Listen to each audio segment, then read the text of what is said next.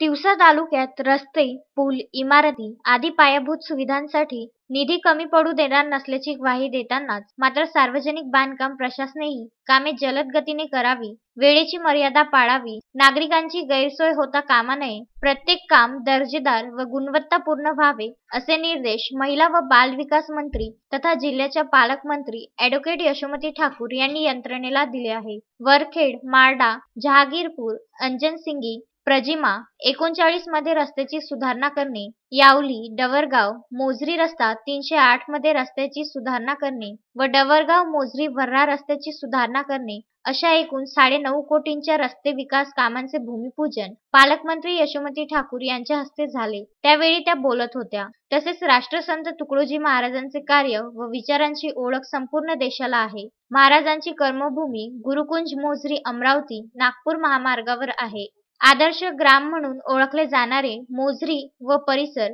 नागरी सुविधांनी परिपूर्ण करण्यासाठी प्रयत्न व्हावेत असे निर्देशही त्यांनी दिले आहे. तिवसा, भातकुली, वरखेड, मारडा, जहागीरपूर, मालधूर, गुरुकुंज मोझरी, नांदगावपेठ, खोलापूर, टाकरखेडा संभू आदी विविध गावे व खेड्यापाड्यातील नागरिकांना या विकास कामाचा लाभ होणार आहे. या कार्यक्रमाला जिल्हा परिषदेच्या महिला व बाल कल्याण सभापती पूजा आमले, तिवसा पंचायत समिती सभापती शिल्पा हांडे, उपसभापती शरद वानखडे, सार्वजनिक बांधकाम विभागाचे अभियंता विभावरी वैद्य यांच्यासह नागरिक उपस्थित होते. रामचंद्र मुंदाने, विदर्भ न्यूज, तिवसा.